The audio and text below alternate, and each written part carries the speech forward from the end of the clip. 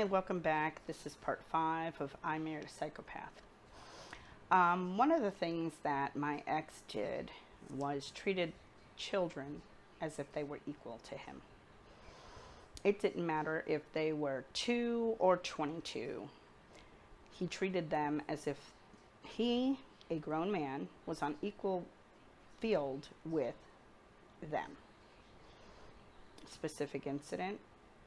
We'd been at a friend's house, had lunch or whatever, returned home. It was early evening, probably around 5-ish.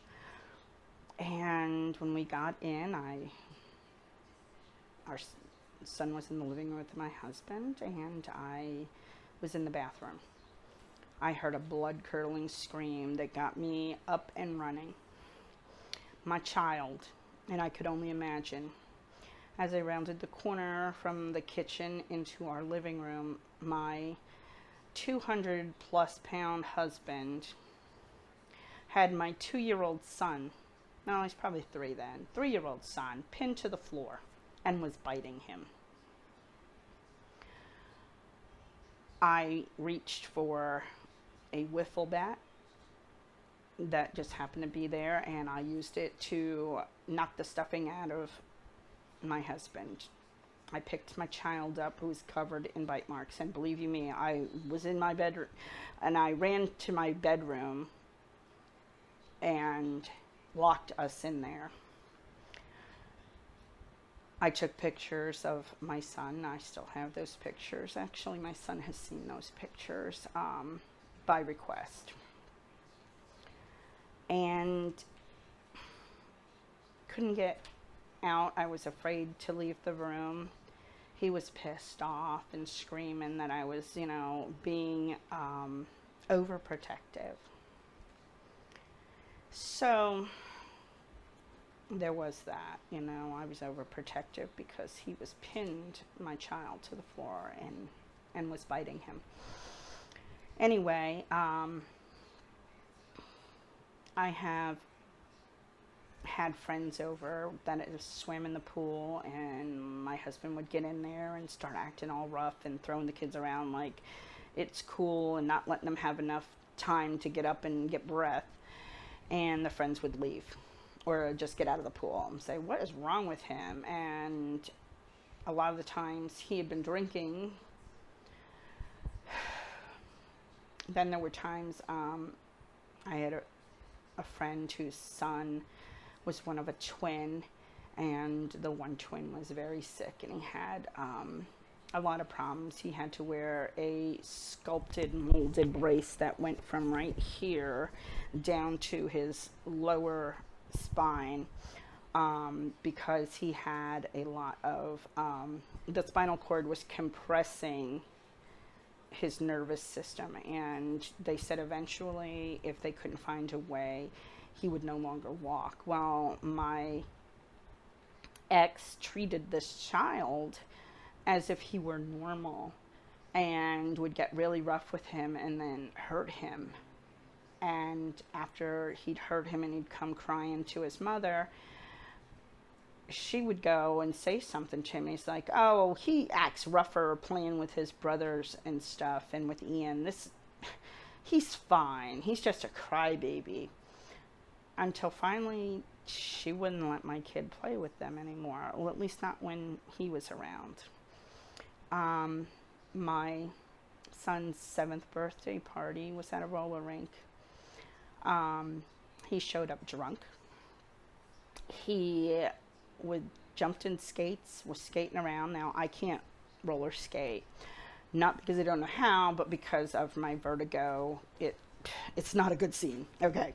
So, yeah, he, 7th birthday, went around the rink and was pushing the kids into the wall, was tripping them, was treating them really bad. And one of the moms says, she didn't know me. She didn't know him. She's like, there's a man out there and he's being very aggressive with the kids. And she reported it, and he was told he had to leave, and it was, I'm not leaving. This is my son's birthday party. And they were like, well, we're going to call the cops. And as soon as they mentioned cops, of course, he was ready to go. Another friend has a son who has autism. He wound up giving him a black eye. Now, this is a child who does not play with other kids. You know what autism is. It is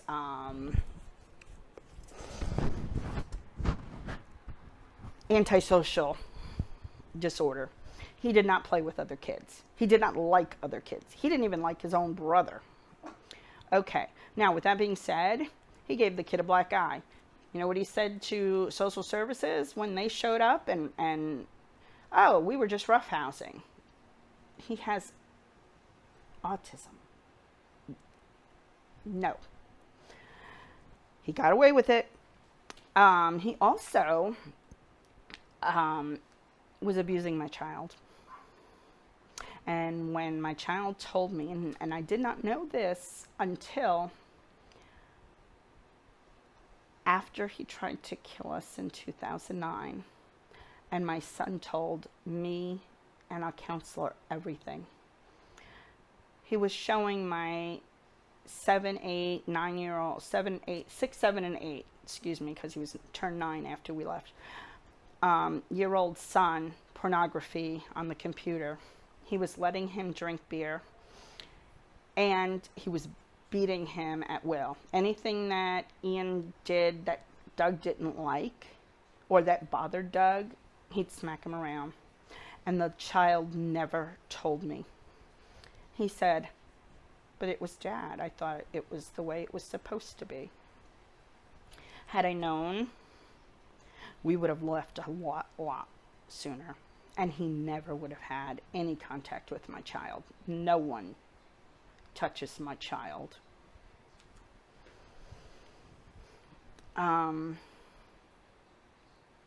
I left him in October 2007. I found him cheating on me again. He had gotten a job at Olin Mills as a photographer, and he was traveling between a 4 to 5 state ratio. And I found that he was cheating again, and I kicked him out. Well, my mortgage was $1,600 a month, and I could not afford it without his help. So Ian and I moved into an apartment building, and we were separated for almost a year. He spent time between cursing me out in emails and telling me how much he loved me, telling me everything that was wrong with me, and telling me he loved me. He spent a lot of time trying to convince me that he needed back in my life. I finally caved in August of 2008. And we looked for another place and found because apartment life just wasn't for us, especially we had 2 dogs at the time. And so we found a house and moved into it. And that's what led up to the abuse, the real abuse. And we will continue in part 6. Thanks.